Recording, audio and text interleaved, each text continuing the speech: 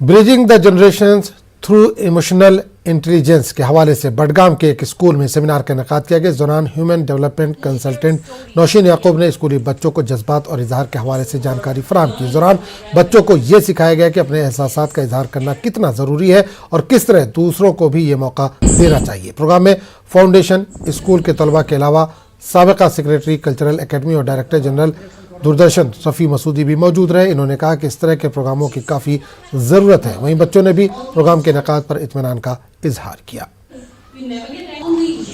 हमें बहुत फ़ायदा मिला। We were taught how to express yourself and it's more important that you respond to if you being passed with judgments you have to respond, not only react. In some situations it's important that you respond because you have your own self-respect. You have to speak out for yourself.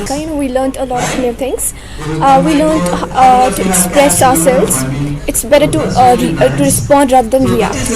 Reactions are something that we give, but then we mostly regret them later.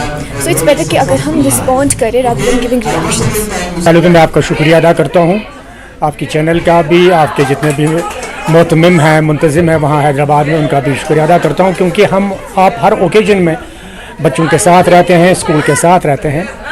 हमारे यहाँ जो है कि emotions बहुत होती हैं, feelings बहुत होती हैं, लेकिन क्या होता है कि उनका एक्सप्रेशन जो होती है फीलिंग्स का, वो बहुत इम्पॉर्टेंट होता है। इस तरह के प्रोग्राम्स में आपको एक अपॉर्चुनिटी मिल जाती है कि इन बच्चे या इनके दिमाग में, इनके दिल में क्या चीज़ है। टीन्स या बच्चे और जो एडल्ट्स हैं, दोनों को हमने शामिल किया एक्टिविटीज़ में।